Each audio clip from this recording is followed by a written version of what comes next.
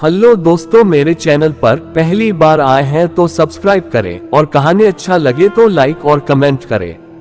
एक दिन जब ऑफिस के सभी कर्मचारी ऑफिस पहुंचे तो उन्हें दरवाजे पर एक पर्ची चिपकी हुई मिली।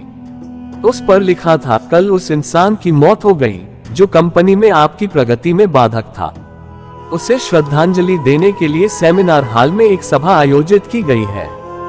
ठीक 11 बजे श्रद्धांजलि सभा में सबका उपस्थित होना अपेक्षित है।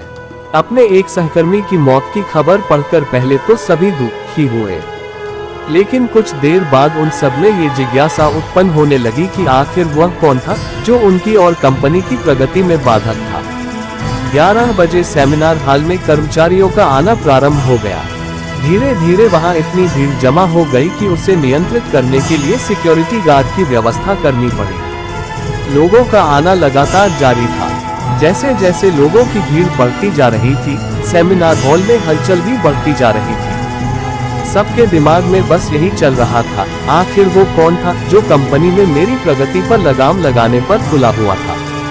चलो, एक तरह से ये अच्छा ही हुआ कि वो मर गया। जैसे ही श्रद्धांजलि सभा प्रारंभ हुई, एक एक करके सभी उत्सुक और जिज्ञासु कर्मचारी कफन के पास जाने लगे।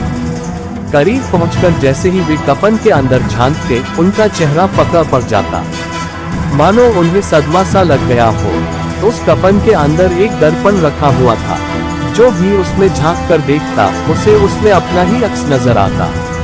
उस दर्पण पर एक पर्ची भी चिपकी हुई थी, जिस पर कुछ ऐसा लिखा था जो सबकी आत्मा को झकझोर रहा था।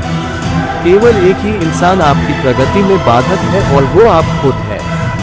आप ही वो इंसान है जो अपने जीवन में क्रांति उत्पन्न कर सकते हैं। आप ही वो इंसान है जो अपनी खुशी, अपनी समझ और अपनी सफलता को प्रभावित कर सकते हैं।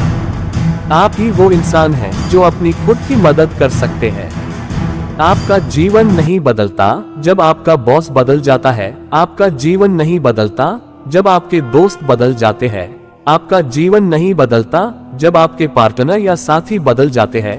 आपका जीवन तब बदलता है जब आप खुद बदल जाते हैं। जब आप अपने खुद के विश्वास की सीमा को लांघ कर उसके पार जाते हैं। जब आप ये समझ जाते हैं कि आप और सिर्फ आप अपने जीवन के लिए जिम्मेदार हैं, तब आपका जीवन बदल जाता है। सबसे महत्वपूर्ण रिश्ता जो आपका किसी के साथ है, वो आपका खुद से है।